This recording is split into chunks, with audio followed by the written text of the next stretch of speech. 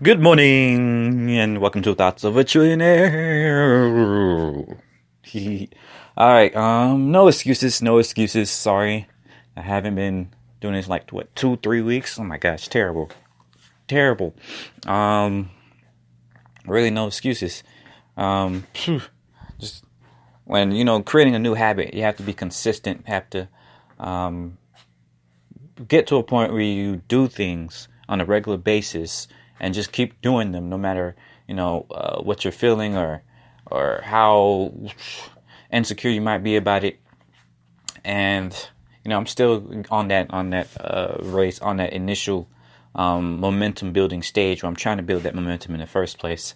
And then even afterwards, when you build that momentum, it's far easier to break it than it is to build it. So I always have to be conscious of that and just keep going.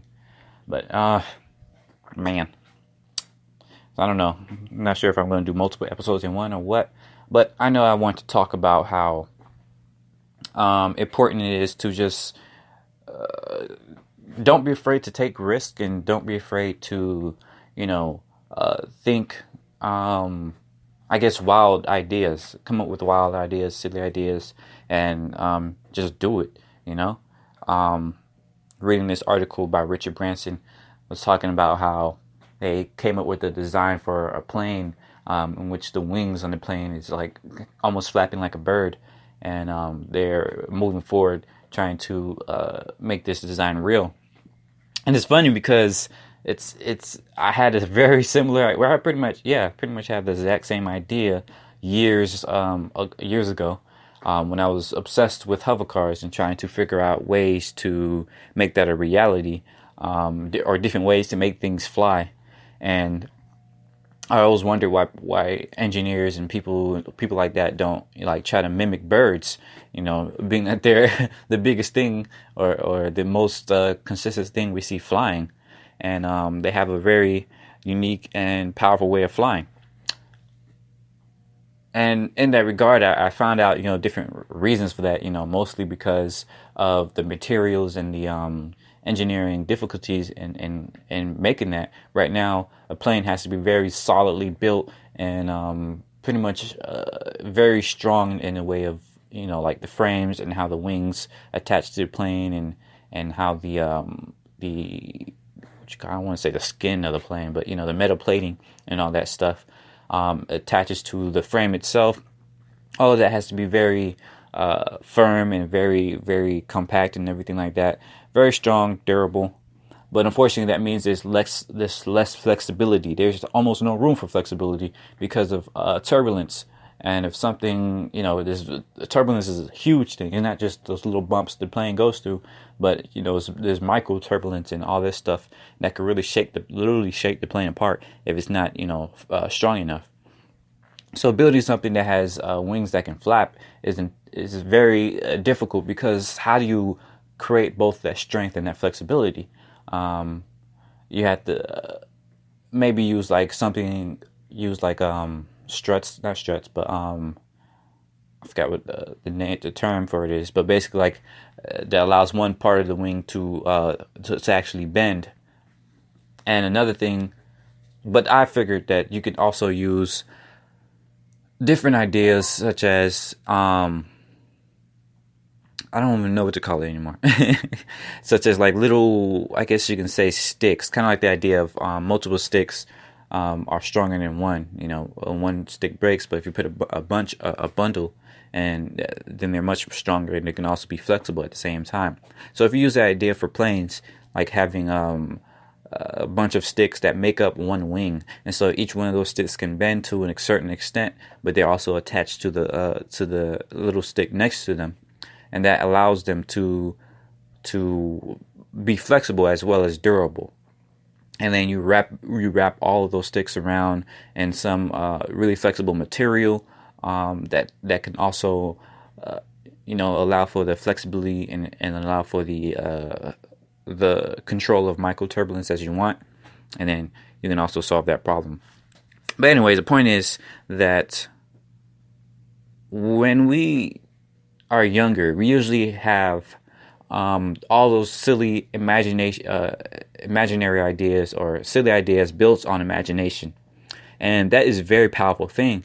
And then once once we're still young, but a little bit older, once we have a lot of education under our belt, a lot of knowledge born from books and all this stuff that we've learned from the generations before, then we have that perfect cross, that perfect line, perfect balance between the naivete of being young and having a vast imagination, as well as the knowledge and foresight of having of being educated, really, and knowing what you're talking about, knowing enough to be dangerous, but not so much that you're kind of stuck in what people have done, and what people have failed with. And I believe that's kind of like the age of genius. Einstein talked a lot about this in regards to if you never had. I think that's a quote. If you haven't had your breakthrough before the age of 30, you'll never have it. I don't think it's that complete or that absolute, but it's very poignant or important thing to think about, because when you're younger, something like Einstein, he still was young enough to have that crazy imagination, thinking about thought experiments in which, like, a train, what if a train was as fast as light, and what if somebody was looking at that train, and he's not thinking about the logistical stuff in regards to, a train could never go that fast, or anything could never go that fast. If something's going the side of the light, you can't see it, and blah blah blah blah blah. He just let his imagination roll, on top of his vast abilities to actually think about the mathematical equations and the scientific theories in regards to that. So that age around 20 to so, 20 to 30, or even before 20s, is a pretty important age for really having breakthroughs and in science that's moved up to around the 40s, because a lot of people nowadays are they have a lot more to learn. We have decades and even centuries in some cases of knowledge to learn to even catch up to where we are now. So I was reading a bit on that, and it's saying that a lot of the Nobel laureates, Nobel Prize winners, have moved up in age. But it's still the same for, a lot of other areas and such as in technology and stuff like that. You can see that with billion-dollar companies, most of them were funded or founded by younger people. Not only because they were just lucky or anything like that, or they had the time to work like 24/7, until they came up with something. They didn't have to deal with a family or this, that, and the other. They could just work all throughout college or all throughout whatever time they had. But they are also young enough to not think about what was impossible. They were young enough not to think about how Facebook or something would make money. How Facebook would feed their family. So they're not focused on, or let me try to sell this off as fast as possible. They focus on just building something cool. Building something cool that would eventually even create something huge, And that is a very important thought, because a lot of us in this age, we're either stuck between, we're never going to make something big, or we're just simply not thinking big. And I thought this was a fallacy at first, because me personally, I always thought incredibly large. I guess that was like my own, I don't know, talent or something. But a lot of people I've asked, when you ask them, what do they want to accomplish in life? What's the biggest thing they can think of doing in life? And a lot of them was like, I want to be a millionaire. I want to be a CEO of this company, or something like that. And it's kind of sad. People can all have their own ambitions and have their own levels of where they want to accomplish or something like that. But I think it's sad in the way of, this is the prime time to imagine the impossible. This is the prime time to think about, what if we can have something crazy right now? What if something crazy could exist in life? Think about that and chase it and go and try to do it. Because we still have, I'm listening to a lot of Gary Vee, and he talks about how we still have a lot of time on our hands. A lot of people think they'll be done by 30 or done by 40. But That's clearly not accurate. We can still do amazing stuff after that age. It's just that when you're younger, it's easier to think about the impossible. It's easier to quote unquote waste time doing things that might not pan out, because there's never a time wasted as long as you're actually thinking about, how am I learning from this experiment? How am I learning from this experience, rather? And how can I turn this into a pro for me?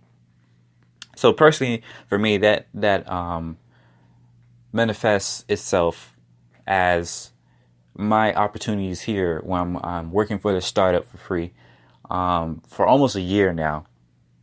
And my mindset on it is, one, I'm going to learn how to build a startup, without having to, because right now I can't build my own startup. I have no idea how to do that. Even if somebody gave me $1 billion for my idea, or for any of my ideas, to make it happen, I have no idea how I would do that. And I would probably waste half of it trying to figure it out. And even though that's all right, if I come up with something, and I can probably use that to make some money back. But at the same time, it's just a far smarter and better thing if you already had experience on how to manage that kind of money and how to build something, from the ground up. And so when I'm working with a startup, that's one of my biggest priorities, is actually learning how hustle works, how entrepreneurship works, what it's like to make a product from nothing, what it's like to sell when you have when you barely even have something, but it's great, and it's actually going to change some things. It's actually going to solve real problems in the world. And so number two is then gaining the experience, the practical experience with working with people, working on a team, working almost like as a manager of a team, working to sell a product, becoming an actual salesman in regards to, you have a product, you have a solution, you have customers, now make them all, connect, make it happen. And number three is building connections, building a network with different people, whether it's be my boss or the interns, the other people that come into the company, as well as, our customers. We talk, I do a lot of cold calls or rather cold emails, and I'm, at the same time as I'm trying to sell to them, I'm looking at which ones I really want to talk to, which ones I'm interested in, because I know I can always reach back out to them and say, hey, I had this other thing I want you to look at, or hey, I want to learn from you, and that's great stuff as well. And then next we have, that's basically the three main things right there. Just building, learning how to build, learning how to have real skills, and then networking with people, learning how to connect with people. And it's just fun thing, it's a great thing. And I tend to get, I guess kind of not stuck, but overwhelmed, or not even overwhelmed, but restless. I tend to get restless with where I am, wishing I can, be at a point where I can do more and launch my own stuff as well. But, it's a process. And that process is incredibly important to learn too. Patience is important to learn. A lot of times we don't really have patience. In school, it's usually one thing after another, and it's pretty easy to let the time go by and not even realize that you were supposed to be patient for building something. It's more like you come up, you get an assignment, you do it. You get the next assignment, you do it, and you just go on, up that ladder. It doesn't really teach you much patience. It just teaches you to go for the next small thing. It doesn't really teach you for foresight, the big thing that you're going to accomplish, because they just point to a degree, which is not really a big thing. It's kind of like a fake ambition. But either way, once you actually have a huge idea, and when you realize, the point in your life that you're in right now, you have to take that and run with it. So, yeah, thank you for listening. Bye-bye.